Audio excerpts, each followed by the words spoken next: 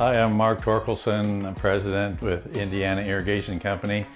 We've been serving farmers for 45 years here in Indiana, and we're located at Onward, Indiana, which is near Grissom Air Base, north of Kokomo. And we are a family business started by my grandfather. We have all kinds of farm irrigation, starting out with drip irrigation for people that are growing vegetables, and drip is also used on fruit trees like orchards. We also sell center pivots, and we have wastewater equipment for getting rid of wastewater.